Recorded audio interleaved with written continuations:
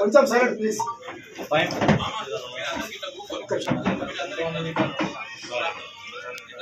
తెలంగాణ కల్వకుంట్ల విద్యాసాగర్ గారి నాయకత్వం, కల్వకుంట్ల విద్యాసాగర్ గారి నాయకత్వం.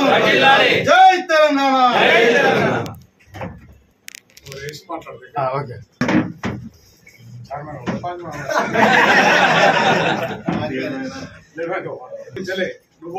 తెలంగాణ, జై తెలంగాణ. సాగర్ అన్న నాయకత్వం, కేసీఆర్ గారి నాయకత్వం, సంజయ్ గారి నాయకత్వం. జై తెలంగాణ.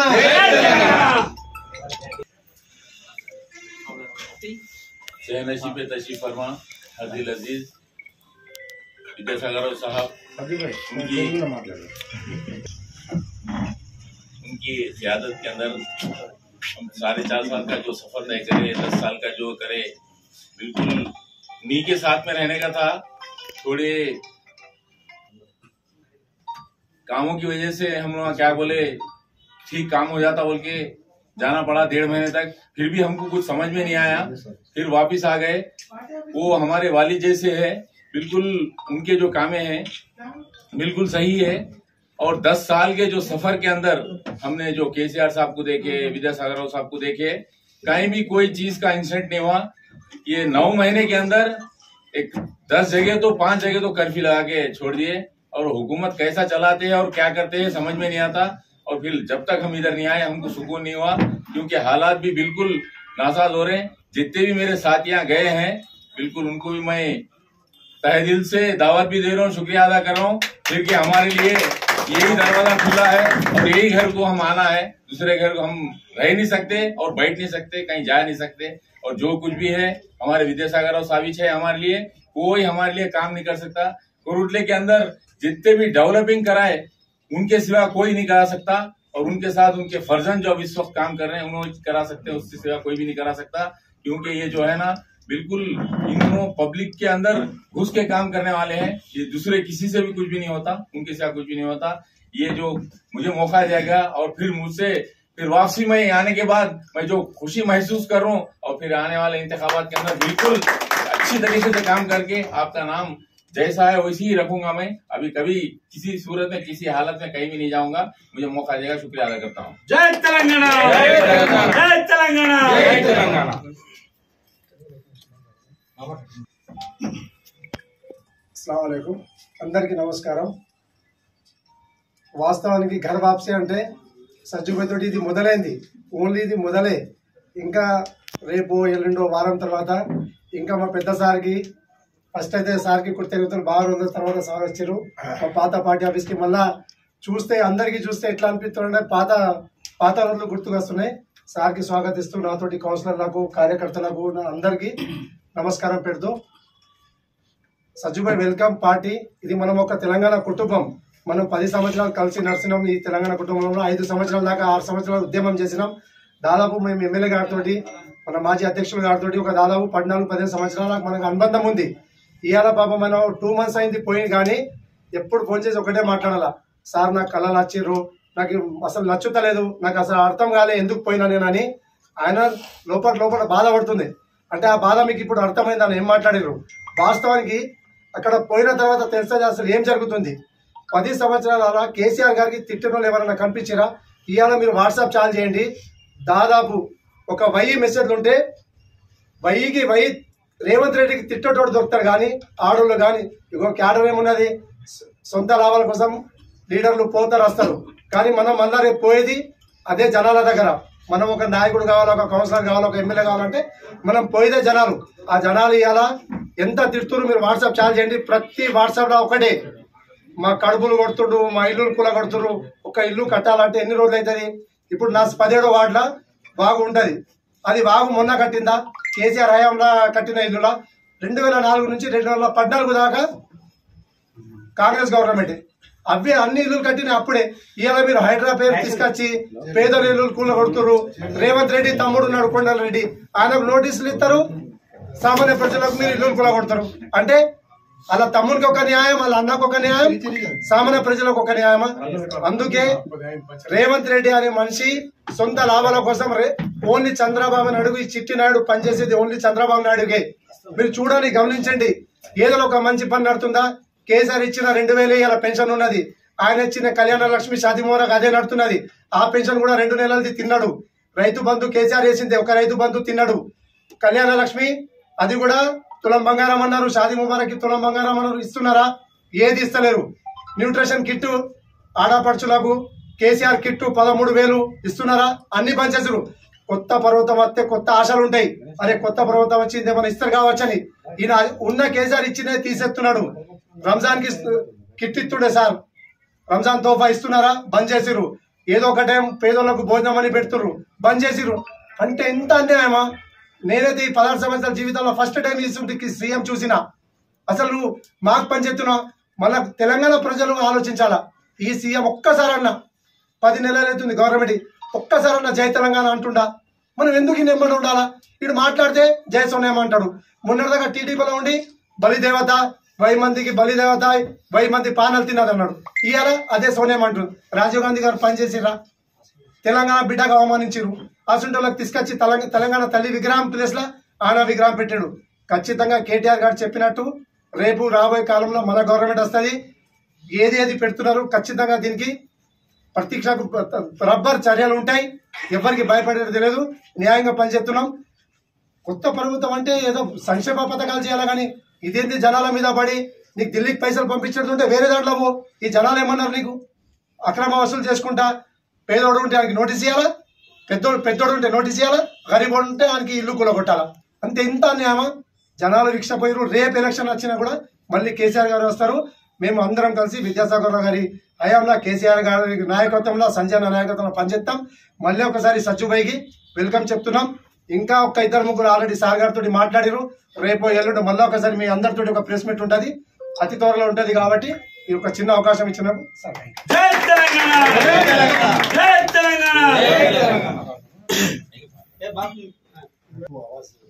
ఈ రోజు గణేష్ కోసం సజ్జబాయి గణేష్ స్పెషల్ ట్రైనింగ్ కార్యక్రమానికి విచ్చేసిన గౌరవనీయులు పెద్దలు మన మాజీ శాసనసభ్యులు కల్వకుంట్ల విద్యాసాగర్ రావు గారికి, అలాగే పత్రికా సోదరులకు, ఎలక్ట్రానిక్ అండ్ ప్రింట్ మీడియా సోదరులకు, అలాగే మా యొక్క నాయకులకు, అలాగే కొరుట్ల పట్టణ మరియు మండల ప్రజలందరికీ నా యొక్క నమస్కారములు. ముఖ్యంగా మా యొక్క సజ్జు గారికి టీఆర్ఎస్ పార్టీ తరఫున స్వాగతం సుస్వాగతం తెలియజేస్తా ఉన్నాం. సజ్జు గారు మా దగ్గరికి వెళ్ళి పోయి దాదాపు 1.5-2 నెలల సమయం, ఇంకా 2 నెలలు కాలేదు, 1.5 అవుతున్నది అంతే. అంటే ఒకటి అర్థం చేసుకోవాలి. ఒకటే ఏంటి అంటే విద్యాసాగర్ రావు గారి దగ్గర దొరికేది ఏంటిది, బయట వాళ్ళ దగ్గర దొరకది ఏంటిది అని. విద్యాసాగర్ రావు గారు ఏ కార్యకర్తనైనా కానీ వాళ్ళ యొక్క ఇంటి మనుషుల్లాగా, అంటే వారి మనుషుల్లాగా, ఎవరినైనా కానీ ఏదో కార్యకర్త అనే ఒక భావంతో చూసే మనిషి కాదు. వారి యొక్క ఇప్పుడు సంజయ్ అన్న వారికి ఒక కుమారుడు ఒక్కడే అని అన్నట్టు కాకుండా కొరుట్ల కాన్స్టిట్యున్సీలో మేము కార్యకర్తలు ఎంతమంది అయితే ఉన్నారో వాళ్ళందరినీ కూడా ఒక కన్న కొడుకులాగా చూసుకుంటా ఉన్నారు. మమ్మల్ని అందరినీ ఆ రకంగా చూసుకుంటూ ఉన్నారు. కాబట్టి ఈ కొరుట్ల కాన్స్టిట్యున్సీలో 4 పర్యాలుగా తిరుగులేని నాయకుడిగా గెలవడం జరిగింది. అట్లా గెలిచిన నాయకుని దగ్గరికి వెళ్ళి పోయిన ప్రతి ఒక్క నాయకుడు, కార్యకర్త కూడా, ఇక్కడికి వెళ్ళి పోయినటువంటి ప్రతి ఒక్క నాయకుడు కూడా మదన పడతా ఉన్నారు. ఎక్కడ కలిసినా కూడా మదన పడతా ఉన్నారు. అయ్యో మేము సాగరన్నను వదిలిపెట్టి వస్తే, అంత మంచి నాయకుడిని మేము వదిలిపెట్టి పోతిమి అని చెప్పేసి మదన పడతా ఉన్నారు. ఎక్కడికక్కడ బాధపడతా ఉన్నారు. వాళ్ళే ఫోన్ చేస్తా ఉన్నారు. రిటర్న్ సార్ కూడా ఫోన్ చేస్తా ఉన్నారు. సార్ మేము వస్తాం సార్ మీ దగ్గరికి అని. మేము అడుగుడు కాదు, వాళ్ళే ఫోన్ చేస్తా ఉన్నారు. ఎందుకు అని అంటే ఒక నాయకుడు కలిసి చెప్తా ఉన్నాడు, అన్న కనీసం ఇక్కడికో కాడికి పోయినాం కానీ కనీసం మర్యాద కానీ కనీసం పేరు పెట్టి పిలిచే నాయకుడు మా దగ్గర లేడు. కానీ సాగరన్న దగ్గర ఉంటే పనులు అయినాయో కాలేవో, గవర్నమెంట్ ఉన్నదో లేదో, గవర్నమెంట్ లేకపోతే కానీ కనబడ్డప్పుడు అయితే కడుపు నిండా మాట్లాడుతుండే అని చెప్పేసి అయితే ప్రతి నాయకుడు అనడం జరుగుతుంది. అది చాలు ఇప్పుడు. ఎందుకంటే మనిషికి ఏదో సంపాదించాలని అవసరం లేదు, పొలిటికల్లో ఏదో చేసినాం అనేది కాదు. పోయిన మనిషి మదన పడుతున్నాడు అంటే ఈ యొక్క వ్యక్తి ఏ రకంగా వాళ్ళందరినీ చూసుకున్నాడు అనేది కదా ఒక్కటి చాలు. పోయిన నాయకులు కూడా ఒకటే చెప్తా ఉన్నాం, ఎవరైనా కూడా ఏ ఇబ్బంది జరిగినా కానీ మా నాయకుడు మీ అందరినీ కూడా కడుపులో పెట్టి చూసుకునే నాయకుడు ఉన్నాడు. కాబట్టి ఇప్పుడు మా స్వయం గారు చెప్పినట్టు అందరు టచ్లోకి వచ్చారు. వాళ్ళందరికీ కూడా త్వరలో మీ అందరికి మళ్ళీ ప్రెస్ మీట్ పెడతాం. వాళ్ళందరినీ కూడా మా కార్యకర్తలు ఇక్కడ ఉన్నటువంటి కార్యకర్తలు అందరితో మాట్లాడి ఎవరు తీసుకుంటూ ఎవరు తీసుకుపోవడం అనేది కూడా మాట్లాడతాం. ఇకపోతే ఈ యొక్క 9-10 నెలలనే మీరు చూస్తా ఉన్నారు, ఎక్కడికి పోయినా కానీ గవర్నమెంట్ మీద ఎక్కడైనా కానీ నాకు దాదాపు అంటే నాకు ఇప్పుడు 46 సంవత్సరాలు ఉన్నాయి, అయినా నేను 21 సంవత్సరాలకు రాజకీయంలోకి వచ్చిన, 25 ఏళ్ల నుంచి రాజకీయంలో ఉంటున్నా. ఇట్లాంటి సీఎంను మాత్రం ఎక్కడ చూడలే. ఇంత తొందరగా ఒక 10 సంవత్సరాలలో గవర్నమెంట్ మీద 10 నెలల్లో గవర్నమెంట్ మీద వ్యతిరేకత వచ్చుడు అని అంటే ఈ ఒక్క రేవంత్ రెడ్డి గారికే దక్కింది. 29 రాష్ట్రాలలో 29 మంది సీఎంలలో ఈ ఒక్క రేవంత్ రెడ్డి గారికే దక్కింది తప్ప ఎక్కడ కూడా మన తెలంగాణ రాకన ముందు ఉమ్మడి ఆంధ్రప్రదేశ్ ఉన్నది, ఎంతో మంది ఇక్కడ సీఎం గా పనిచేసిన వాళ్ళు ఉన్నారు. కానీ ఈ 10 నెలల్లో ఈ రకమైనటువంటి వ్యతిరేకత మీరు ఎక్కడన్నా చూడండి, పేపర్లో చూడండి, సెల్ ఫోన్ లో చూడండి. మా కార్యకర్తలు కాదు, మా బీఆర్ఎస్ నాయకులు కాదు, సామాన్య ప్రజలు మాట్లాడుకున్న పరిస్థితికి వచ్చింది. ఎక్కడ చూసినా గానీ సామాన్య ప్రజలు ఇదెందుకు ఎత్తి మీ ఓటు అని మదన పడుతున్నారు తప్ప ఎక్కడైనా కానీ అయ్యో మేము ఓటేసినాం అని చెప్పేసి అనుకున్న పరిస్థితి లేదు. మొన్న సెల్ ఫోన్ లో చూసినా, వాట్సాప్ లో చూస్తున్నాం, ఆయన ఓటేసినందుకు చెప్పుతోటి కొట్టుకుంటున్నాను, చెప్పు తీసి కొట్టుకోవడం జరిగింది. నిజంగా ఆ పరిస్థితి వచ్చింది అని అంటే ఇప్పుడు ఒక నాయకుని దగ్గరికి పోయిన వాళ్ళు తిరిగి వచ్చి మేము వస్తాము, మీరు మా కళలకు వస్తున్నారు, మీరు మా నాయకుడు మీరు మీ ఆధ్వర్యంలో పనిచేయాలని చెప్పేసి ఏ రకంగా వస్తున్నారో ఆ రకంగా ప్రజలు ఉండాలి తప్ప చెప్పుతోటి కొట్టుకునే పరిస్థితికి వచ్చింది. కాబట్టి నిజంగా సిగ్గుపడతా ఉన్నాం.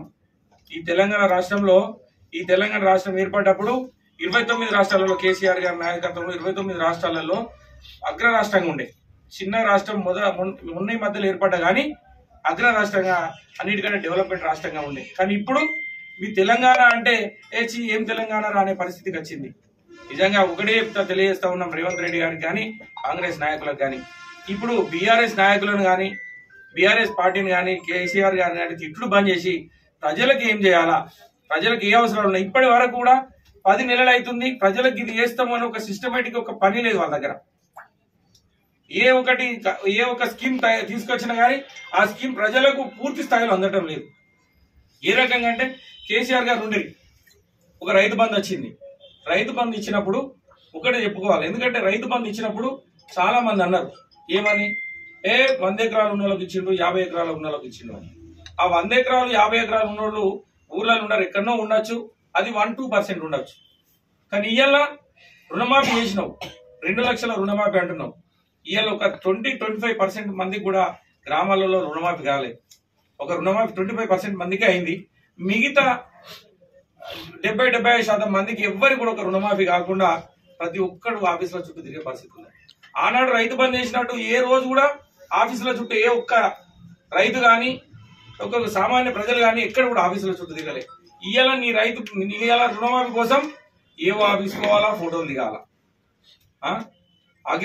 అగ్రికల్చర్ ఆఫీసర్ ఏఈఓ ఉంటాడు, ఆయన ఉన్నాడా లేదా తెలుసుకోవాలా, రేషన్ కార్డు ఉన్నదా లేదా తెలుసుకోవాలి, రేషన్ కార్డు లేకపోతే ఒక డిక్లరేషన్.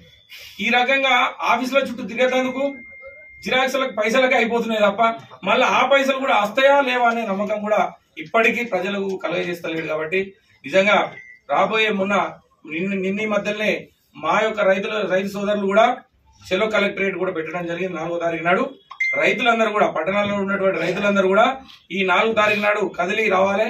స్వచ్ఛందంగా ఎవరో ఒక పార్టీ నాయకులు కాదు, పార్టీలో ఎవరు చెప్పేదానికి లేదు. ఎవరైతే రుణమాఫీ కాని నాయకులు ఉన్నారో, రుణమాఫీ కాని రైతులు ఉన్నారో వారందరూ కూడా స్వచ్ఛందంగా రావాలని చెప్పి తెలియజేస్తా ఉన్నాను తప్ప మా పార్టీ తరఫున మాత్రం కాదు. అది వాళ్ళు ఎవరు రానోళ్ళు ఉన్నారో, కడుపు నొప్పి ఉన్నోళ్ళు డాక్టర్ దగ్గరికి పోవాలి అంతే తప్ప కడుపు నిండిలో లోటు పోరు. కాబట్టి ఆ 4వ తారీఖు నాడు ఇక్కడున్న రైతులు కూడా అందరు రావాలని చెప్పి తెలియజేస్తా ఉన్నాం. రేవంత్ రెడ్డి గారికి కోరేది ఒకటే, ఏ స్కీమ్ పెట్టినా గానీ పూర్తి స్థాయిలో కేసీఆర్ గారు అయితే ఏ రకంగా అయితే ఇచ్చిండ్రో తెలంగాణ రాష్ట్రానికి, తెలంగాణ ప్రజలకు ఆ రకంగా పూర్తి స్థాయిలో ఇచ్చేటట్టు చేయాలి తప్పితే ఏదో ఇస్తున్నాం కదా అని చెప్పేసి తులసి పత్రం మందికి ఇచ్చి మిగతా అందరినీ కొట్లాడుకునే పరిస్థితి గ్రామాలలో వస్తుంది. కాబట్టి దయచేసి రేవంత్ రెడ్డి గారు ఏ స్కీమ్ చేసినా అందరికి ముట్టేటట్టు, అందరికి వచ్చేటట్టు చేయండి అని చెప్పి తెలియజేస్తూ ఈ అవకాశం ఇచ్చిన మీ అందరికీ ప్రత్యేకమైన కృతజ్ఞతలు తెలియజేస్తా ఉన్నాను. కురుట్ల నియోజకవర్గాన్ని అన్ని రకాలుగా అభివృద్ధి పదంలో తీసుకుపోయినటువంటి నాయకులు మన విద్యాసాగర్ రావు గారు, మా జగిత్యాల జిల్లా బీఆర్ఎస్ పార్టీ అధ్యక్షులు విద్యాసాగర్ రావు గారిని మాట్లాడాల్సింది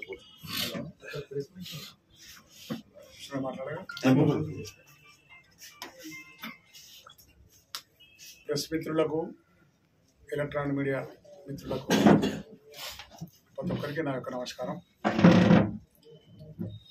ఈరోజే నాకు చాలా ప్రియమైన మనిషి అయినా ప్రియంగా ఉంటే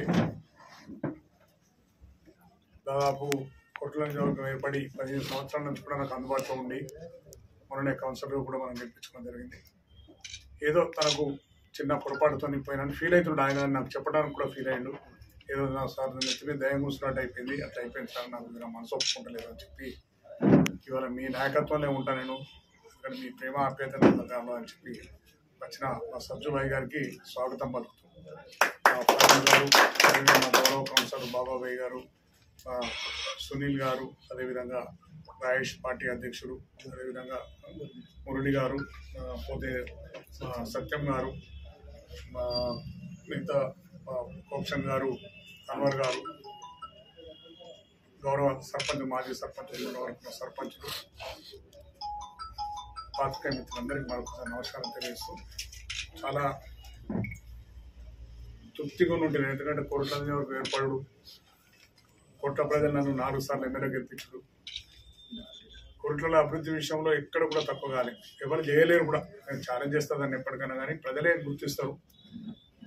ఎక్కడ ఏది చెప్తే అది నిమిషాల మీద పని చేయించి ప్రజలను ఆదుకున్నాం. అదే ఫలితం మొన్న డాక్టర్ సంజయ్ నా కొడుకును పెట్టినా కానీ గెలిపించింది ప్రజలు. అంత టైట్ ఉన్నది, టైట్ ఉన్నది అని చెప్పి ప్రతి మనిషి అన్న, ఒక పెద్ద మనిషి వచ్చి పోటీ చేసి ఎన్ని మాటలు మాట్లాడినా, ఎన్నో సోషల్ మీడియాలలో తండ్రి కూడా కొట్లాడుకున్నాడు, తండ్రికి అదని ఇదని ఎన్నో దొంగ సోషల్ మీడియాలు పెట్టా, ప్రజలు నమ్మకుండా మంచి మెజార్టీతో 10,000 చిల్లర మెజార్టీతో గెలిపించాడు. అంటే కోట్ల ప్రజలకు నాకున్న అనుబంధం అది. ఎందుకంటే నేను ఎప్పుడు చెప్పుకుంటానట్టు, అదివరకు 2 సార్లు మెట్ల నియోజకవర్గం నువ్వు ఓడిపోయినా, కోట్ల నియోజకవర్గం నాకు కలిసి వచ్చింది. నియోజకవర్గం ఏర్పడ్డు 2009 నుంచి కంటిన్యూగా నన్ను 4 సార్లు ఎమ్మెల్యే గెలిపించాను. మన నా కొడుకున 5వ సారి గెలిపించాను. చాలా తృప్తిగా ఉన్నా, సంతోషంగా ఉండి. ఎందుకంటే మంచి నడుస్తుందిగా, గవర్నమెంట్ ఉన్నా లేకున్నా. నా కొడుకు కొత్తోడైపోయిన మా వాళ్ళంతా నాయకుడికి పోయి భయపడ్డారు, సార్ మీరు ఉన్నప్పుడు మంచుకున్నారు అనుకుంటే నాకంటే 2 అంతలు అయిపోయి. నేను రోజు వాట్సాప్ చూసి ఇంత ఆనందపడుతున్నా కదా అంటే, నిజంగా అంటే నేను గర్విస్తున్నా. ఇంత మంచి కొడుకు, ఇంత తెలివైన కొడుకు ఇవాళ ఇక్కడ పోరాటం చేస్తున్నాడు, ఒక రోజు పోయి హైదరాబాద్లో పోరాటం చేసేస్తున్నాడు. ఇవాళ హైదరాబాద్ ప్రోగ్రామ్ అంటే రాత్రి పోతున్నాడు, మళ్ళీ రేపు వచ్చికాడు. నేను మొదటనే చెప్పిన నాన్న నైట్లు నేను తిరిగినా నువ్వు తిరగకంటే కూడా ఏ రాత్రి వస్తున్నాడు, ఏ రాత్రి పోతున్నాడు, ఆ విధంగా ప్రజలకు పనిచేస్తున్నాడు. ఒకటే అర్థం నాకు ఒకనాడు చెప్పాడు, డాడీ మీరు తిరుగుతున్నాను అనుకుంటే ప్రజల మధ్య ఉండి ఎప్పుడు చూసినా మెట్టు కోట్లలో ఉంటుంది నన్ను అడుగుతుండే. అప్పుడు ఏం చేస్తాడే డాడీ అని అంటుండే. కానీ ఇప్పుడు అర్థమైంది, డాడీ మీరు ఉన్నదాంట్లో అర్థం నచ్చింది, మీరు ఉంటేనే కొన్ని సార్లు మిమ్మల్ని గెలిపించారు. నేను కూడా ప్రజల మధ్యన ఉంటాను, నేను హాస్పిటల్ పోతున్నాడు ఇక్కడ హాస్పిటల్ పెట్టుకున్నట్టు పొద్దున్నే పేషెంట్ చూసుడు, ఎవరు వస్తే వాళ్ళకు హైదరాబాద్ పంపించడం, వాళ్ళకు సాయం చేసుకుంటూ పొద్దున్నుంచి సాయంత్రం దాకా ప్రభుత్వం ఉన్నా లేకున్నా అభివృద్ధి కోసం ఎక్కడ అభివృద్ధి అవసరం ఉన్నదో దానికోసం పోరాటం చేస్తాను, కానీ అభివృద్ధి చేస్తున్న దిశలో పోతున్నాడు. పోయేటప్పుడు కొంచెం బాధ కలిగింది మధ్యాహ్నం. ఎందుకంటే తుఫాన్ వచ్చింది, సైక్లోన్ వస్తున్నది, మనం ఉండేటట్లేము. అప్పుడు ఒకసారి సైక్లోన్ వచ్చినాడు ఏం చేసాం, అందరం భయపడిపోయి ఇక్కడికి దాచుకున్నాం, ఆడ దాచుకున్నాం, ఈడ పడుతుంది అంటే ఆడపడితే పరిచయం అన్నట్టు కొంతమంది నాయకులు, అంటే లాభపడ్డ నాయకులే, పార్టీలో ఉండి పార్టీ పేరు మీద నాతోని పని చేయించుకొని చేసుకున్న నాయకులే కొంతమంది వెళ్ళిపోయారు. మీరు అందరూ చూశారు. తుఫాన్లకి అలా పోతే అలా పోకపోతే చంపేస్తారట అన్న ఫీల్. కానీ వాళ్ళు ఏం చేస్తున్నారో తెలుసు, వాళ్ళు ఏమేం చేస్తున్నారు, వాళ్ళు ఇప్పుడు పోయినాక తెలుస్తుంది, వాళ్ళకి పోయినాక ఏర్పడుతున్నది వాళ్ళకి కూడా. ఎందుకు వచ్చిన మన ఫీలింగ్ ఇప్పుడు మొదలవుతుంది. వాళ్ళందరికీ ఒకటే నేను కోరుతున్నా, కన్న తల్లి అన్నబెట్టిన తల్లి, మీ అందరి నాయకులను తయారు చేసిన తల్లి, మీ అందరి నా సొంత బిడ్డ లెక్క.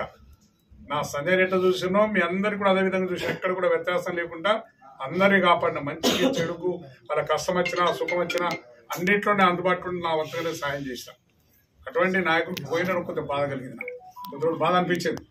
ఇక బాధ అనిపిస్తే ఏం చేయాలి, బాధలు ఏం చేయాలని చెప్పి అంత నా హెల్త్ రిపేర్ చేయించుకున్నా, స్టంట్ వేయించుకున్నా, కన్ను ఆపరేషన్ చేయించుకున్నా, పన్ను కొంచెం ఇరుపుతుంటే పన్ను పెట్టించుకున్నా.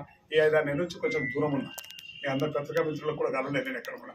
కానీ ఇవన్నీ రిపేర్ చేయించిన మళ్ళీ తయారు కావాలి, మళ్ళీ రేపు వచ్చే సంస్థాగత ఎన్నికలకు కానీ దాన్ని పోరాటం చేయాలని చెప్పి తయారవడానికి కోసమే 4-5 నెలల నుంచి ప్రెస్ మిత్రులను కూడా కలవలేకపోయాను. నేను దానికి కొంచెం చింతించిన.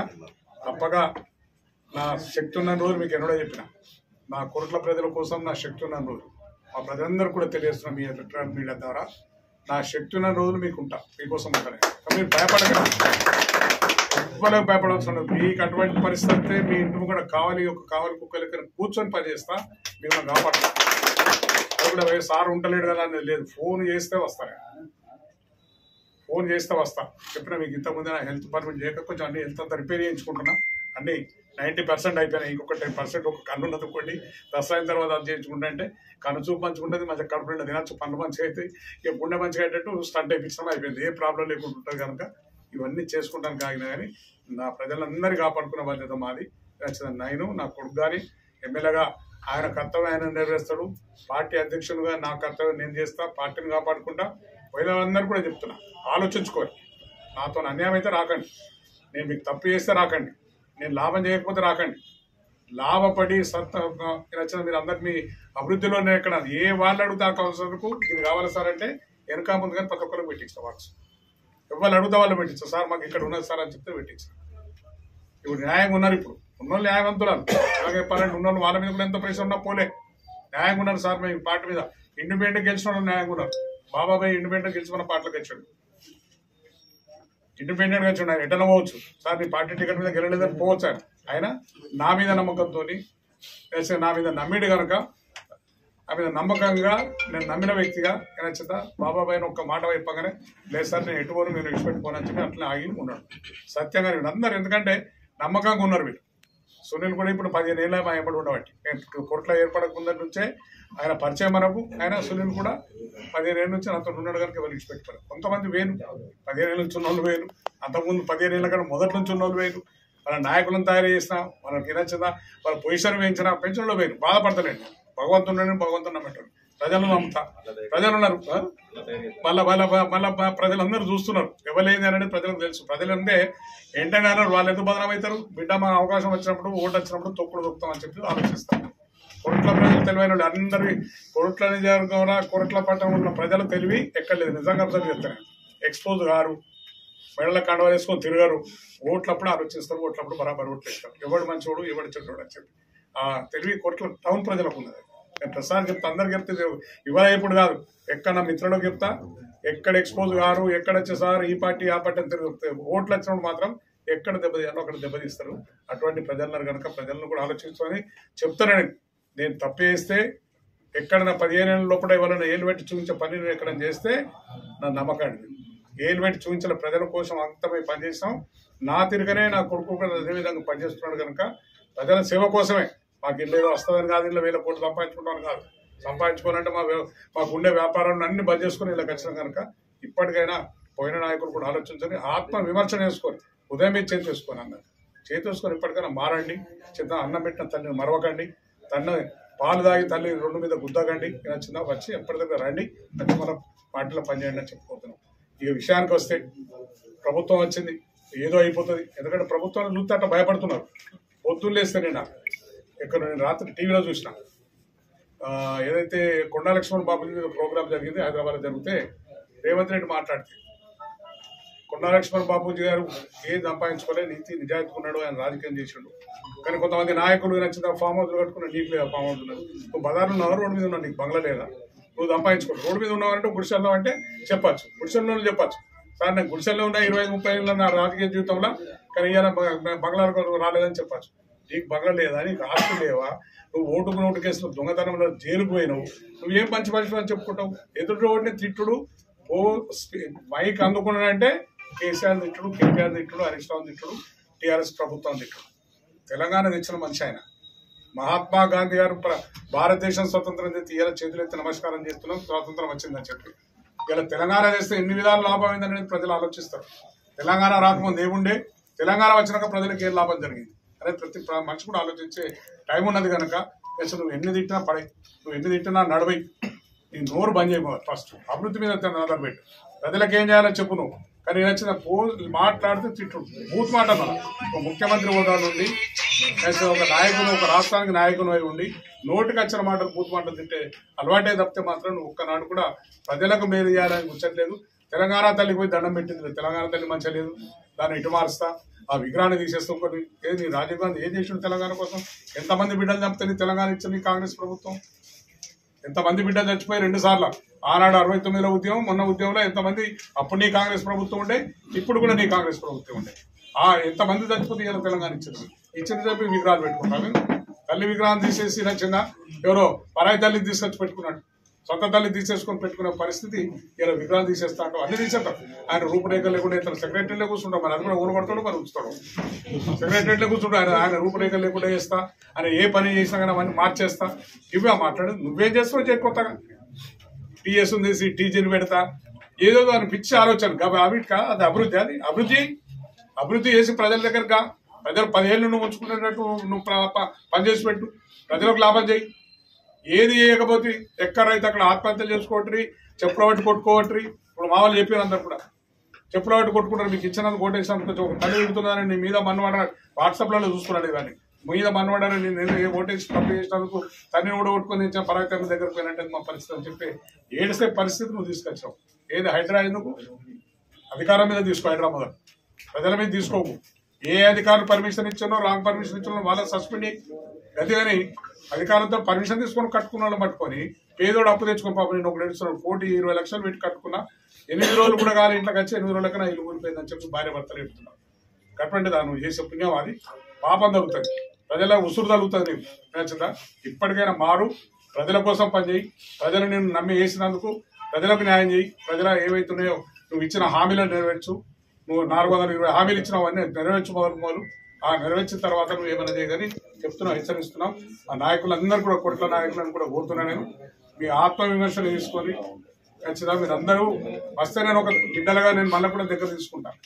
బిడ్డలు పోతారు, అప్పుడప్పుడు బిడ్డలు అలిగిపోతారు, మళ్ళీ వస్తారు. కొద్ది రోజులుగా అర్థం చేసుకుంటారు, కొద్ది రోజులుగానే వచ్చి నచ్చిన తల్లి దగ్గరికి వస్తారు కనుక ఇప్పటికైనా మీరు అర్థం చేసుకుని రండి. వాపస్ వచ్చి చక్కగా పార్టీలు పెట్టి పనిచేయండి. ప్రజల కోసం పనిచేద్దాం, నా కోసం కాదు మీరు చేసేది, ప్రజల కోసం. మేము ఎంబడి ఉన్నాం, ఎక్కడొచ్చినా ఏదొచ్చినా మనం ఎంబడి ఉన్నాం. పోయినసారి వరదలు వచ్చినా వాకపోండి, రాత్రంతా తిరిగినాం. ఇక్కడ వచ్చిన ఈ వార్డు పక్కకు 16వ వార్డు వచ్చిన ఇదంతా తిరిగినాం, చేసే ప్రయత్నాలు చేసాం. ఆ వార్డుకు శాశ్వత పరిష్కారం చేయాలని కూడా ప్రపోజల్ తయారు చేసాం, ఎన్నో చేసాం. అన్ని ఎక్కడెక్కడ పెట్టి రూపాయి పని లేదు. 9 నెలల్లో కూడా రూపాయి పని కొత్తది కోర్టుల నియోజకవర్గంలో చేసింది లేదు. మేము చేసిన ఇప్పుడు ఇనాగ్రేషన్ వారు మిగిలే ఉంటాయి, కానీ తప్పితే కొత్త పని ఒకటి కూడా ఒక్క ఫండ్ కూడా రాలేదు. అటువంటి పరిస్థితి కల్పించి వచ్చే ఫండ్స్ ఆపేసారు. దాదాపు 20 కోట్ల నుంచి మనం తీసుకొచ్చాం. లాస్ట్ మూమెంట్లో శాంక్షన్ చేసినాం, టెండర్ ఇచ్చిన పెట్టినా కూడా అన్ని ఆపేసి ఎలా అభివృద్ధిని అడ్డుకున్నారు కనుక ప్రజలు కూడా అర్థం చేసుకోవాలి. ప్రజలు కూడా అర్థం చేసుకోవాలి. ఎన్ని చేయాలని చేసినాం మనం. ఎప్పుడు అడుగుతుంది ఎక్కడ ఏదో కన్ను మూసుకుంటే కొరట్లపట్నం అంతా ఏర్పడేటట్టు తిరిగినాం. కొరట్లపట్నంలో ఎక్కడే కావాలన్నది వాళ్ళు చెప్పినా చెప్పకుండా మా వంతుగా చేసినాం. అటువంటిది ఇలా ప్రజలు అర్థం చేసుకోవాలి. ఇప్పటికీ ఆ నమ్మకంతో మనం గెలిపించారు కనుక మేము సంతోషంగా ఉన్నాం. కానీ ఇప్పటికైనా అర్థం చేసుకున్నాం. పోయిన నాయకులకు కొంచెం బుద్ధి మారేటట్టు ఆ భగవంతుని మొక్కుని బుద్ధి మారి చక్కగా వచ్చి గర్వాపస్ అన్నట్టు ఇంటికి వచ్చి తన సొంత ఇంటికి వచ్చి ఉండాలని చెప్పి నేను కోరుతూ నేను సెలవు తీసుకుంటున్నా. మీ అందరికీ నా యొక్క నమస్కారం. ఒక్క 2 నిమిషాలు కూర్చోలేదు.